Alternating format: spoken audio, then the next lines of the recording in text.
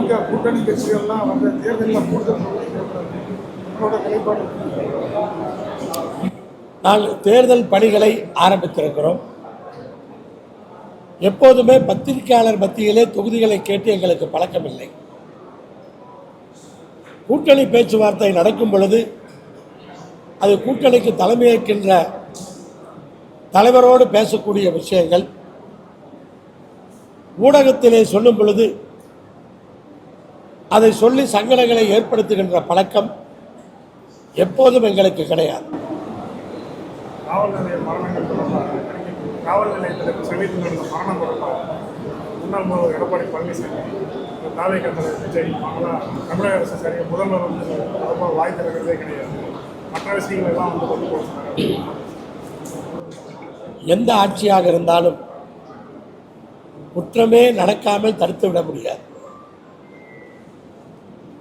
குற்றம் நடந்தால் முழு முயற்சி எடுத்து குற்றவாளிகளை எவ்வளவு விரைவில் கைது செய்கிறார்கள் என்பதை பொறுத்துத்தான் குற்றங்கள் குறையும். அளவு நடந்த குற்றத்திற்கு நடவடிக்கை எடுத்திருக்கிறார்களா என்பதுதான் முக்கியம். இந்த ஆட்சியை பொறுத்தவரை எந்த ஒரு குற்றமாக இருந்தாலும் அதற்கான நடவடிக்கைகளை வேகப்படுத்துகிறார்கள். அது அரசு அதிகாரிகளாக இருந்தாலும், காவல்துறை உயர் அதிகாரிகளாக இருந்தாலும், மக்கள் பிரதிநிதிகளாக இருந்தாலும் எந்த விதமான யோசனையும் இல்லாமல் சட்டத்தின்படி நடவடிக்கைகளை மேற்கொள்ளுகிறார்கள். குற்றம் நடந்தாலே அது ஆட்சிதான் காரணம் என்று சொல்ல முடியாது. எதிர்க்கட்சிகள் அதற்குத்தான் இருக்கிறார்கள், அவர்கள் சொல்லத்தான் செய்வார்கள். எதிர்க்கட்சிகள் அது மாதிரி அழுத்தம் கொடுக்கும் பொழுது குற்றவாளிகளை வேகமாக கண்டுபிடிப்பதற்கு அது ஒரு வாய்ப்பாக அமையும். எதிர்க்கட்சிகள் என்றால் கேட்கத்தான் வேண்டும், அதை வரவேற்கின்றேன். திருமணி நீங்களும் பல கடந்த 3 ஆண்டுகளாக கூட்டணியிலே வைக்கிறீங்க, ஆட்சியும் முடிய போது திருமணி முத்தாறு திட்டம் மட்டும் இன்னும் பல வருடங்களாக கடந்து எப்படி சார் பார்க்குறீங்க? கொஞ்ச நாளையாவது நிறைவேற்றுவாங்க. இப்படித்தான் அவிநாசி அத்திக்கடவு திட்டத்திற்கு 50 ஆண்டுகளாக கோரிக்கை வைத்து கொண்டிருந்தோம். அது இன்றைக்கு நிறைவேற்றப்பட்டிருக்கிறது. அதே போல் திருமணி முத்தாறு திட்டத்திற்கும் வெளிப்படையாக கோரிக்கை வைப்பது மட்டும்தான் உங்களுக்கு தெரியும். ஆனால் அரசாங்கத்திலே அதற்கான கோப்புகளை நகர்த்தி கொண்டிருப்பது எங்களுக்கு தெரியும். அரசு ஒத்துழைப்போடு இருக்கிறார்கள். விரைவாக அந்த திட்டத்திற்கான அந்த அறிவிப்புகள் வருவதற்கான வாய்ப்புகள் கூட இருக்கிறது.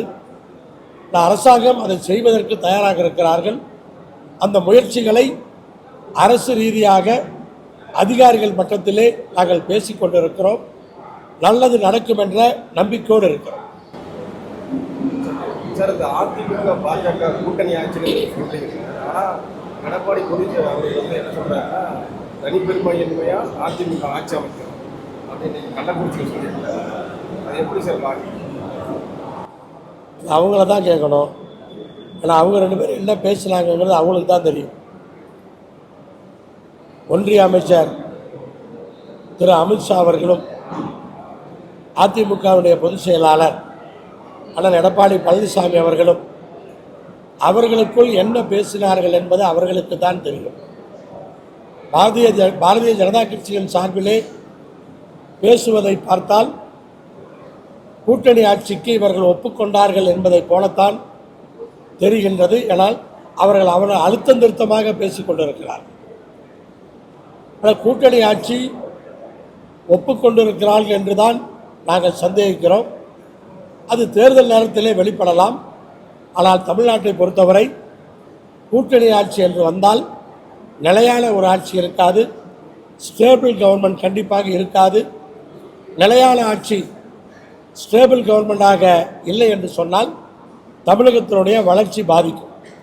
இந்தியாவிலேயே தமிழகம் பல துறைகளிலும் பல முனைகளிலும் இன்றைக்கு வளர்ந்திருக்கிறது என்றால் தொடர்ந்து தமிழகத்திலே நிலையான ஆட்சி இருந்ததுதான் காரணம். ஒரு பக்கம் கடின உழைப்பு, ஒரு பக்கம் எல்லா விஷயம் இருந்தாலும் ஆனால் நிலையான ஆட்சி என்பது கண்டிப்பாக அவசியம். அப்படிப்பட்ட ஒரு ஆட்சி தான் தமிழகத்திலே அமைவதற்கான அந்த வாய்ப்பு இருக்கிறது. பாரதிய ஜனதா கட்சியோடு கூட்டணி ஆட்சி என்றால் அது எப்படி இருக்கும் என்பதை பல மாநிலங்களிலே நாம் பார்த்திருக்கிறோம். அது ஒரு ஸ்டேபிள் கவர்மெண்டாக இருப்பதற்கு வாய்ப்பு கிடையாது. அமமுகவுடன் கூட்டணி அப்படின்னு முதல்வர் முடிவு செஞ்சாருன்னா நாங்கள் அதை ஏற்போம் அப்படின்னு ராமதாசன் சந்திச்ச பிறகு மாநில காங்கிரஸ் செல்லப்படுது. கூட்டணிக்கான முடிவுகளை எடுப்பது கூட்டணியினுடைய தலைவர். அவர் அப்படி எடுக்க வேண்டும், இப்படி எடுக்க வேண்டும் என்று எங்களுக்கு சொல்லக்கூடிய அந்த பழக்கம் எப்போதும் கிடையாது.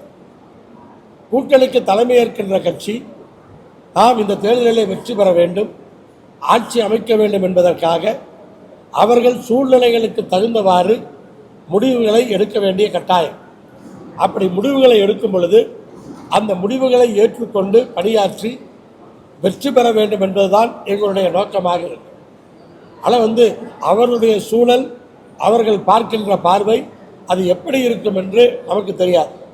ஆனால் இதுவெல்லாம் கூட்டணிக்கு ஏற்றிருக்கின்ற கூட்டணி தலைவர் தான் முடிவு செய்ய வேண்டும். பிளே ஸ்டோர் மற்றும் ஆப் ஸ்டோரில் இருந்து பாலிமர் செயலியை QR கோடு மூலம் பதிவிறக்கம் செய்யுங்கள். செய்திகளை உடனுக்குடன் பெறுங்கள்.